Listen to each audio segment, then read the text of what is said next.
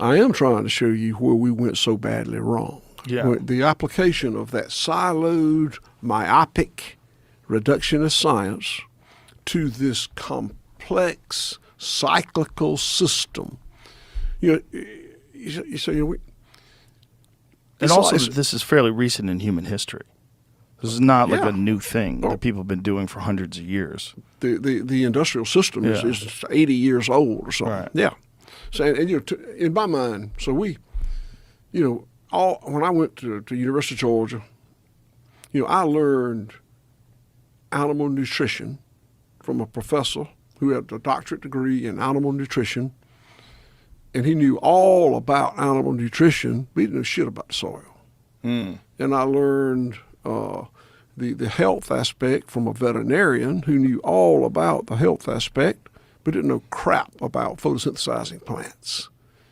And you see everybody in a separate discipline, and you get away from the holism that is what a biome is, what a complex system is. It's like if you were watching a ball game and through a wood fence, and you just had one board going, and the third baseman was there, and you were the third base coach.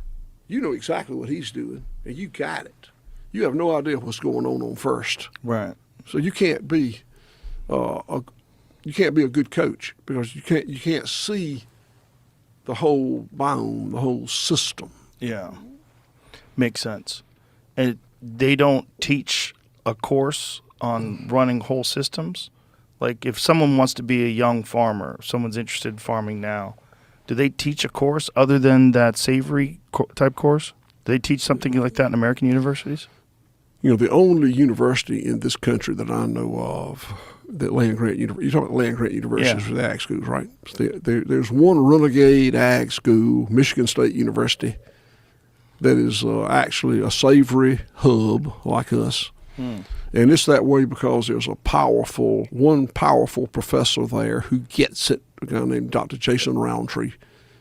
And he has been influential enough in that school, he has brought them in this direction. But land-grant universities are not going to be where the change comes from, if there is a change. I don't know if it's going to be a change or not. And there's several reasons for that. One is, you know where those land-grant universities are getting most of their funding these days? Where? Industry. Oh, boy. Big ag, big food. So, A, they're not incentivized. B, another symptom of the linear factory model is it lends itself to a how-to manual.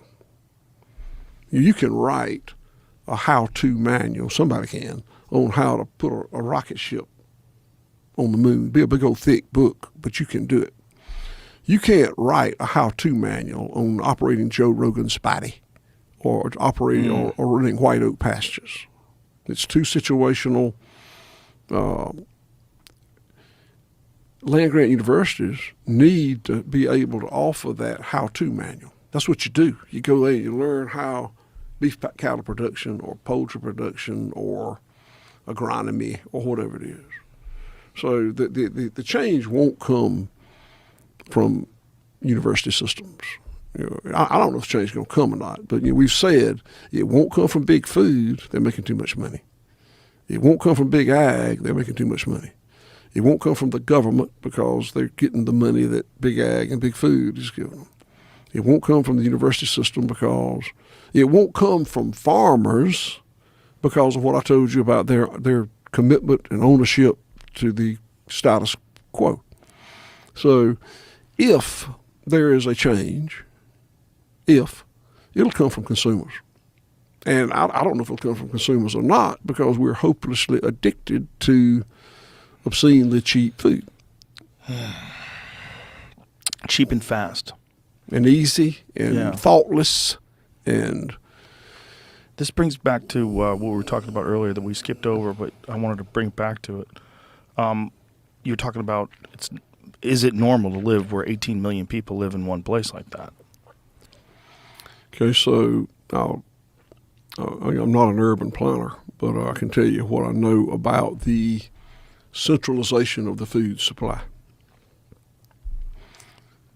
So the difference in the way I farm today and the way my dad and I farmed and the way my great-granddad and granddad farmed is, those guys then and me now are focused on, hyper-focused on the land, because that's our savings account.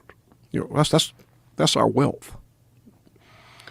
The animals, that's our checking account. They're coming and going, we're raising them. And the local economy, that's our market.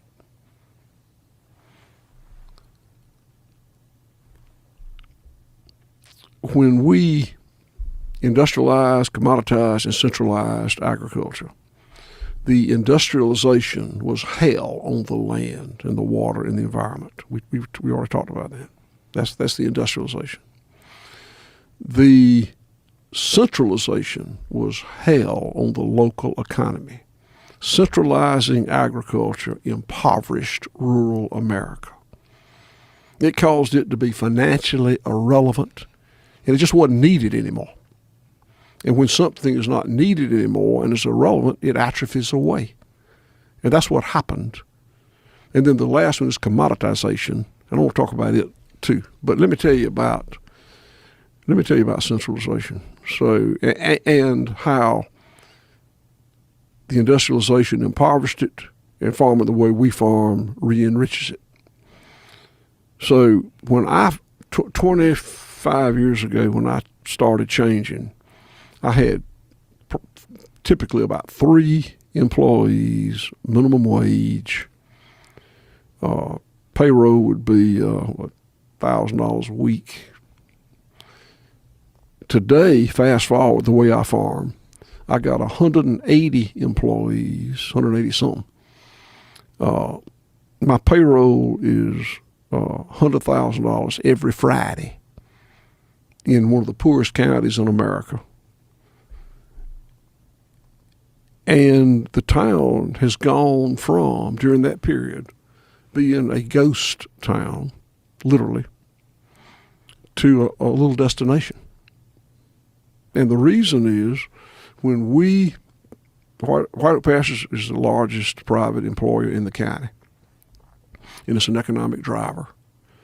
And of the 180-something employees I got, some of them are local, a lot of them moved in, and we moved those people in, and they needed a place to eat and sleep and drink and shop and play, and we provided it.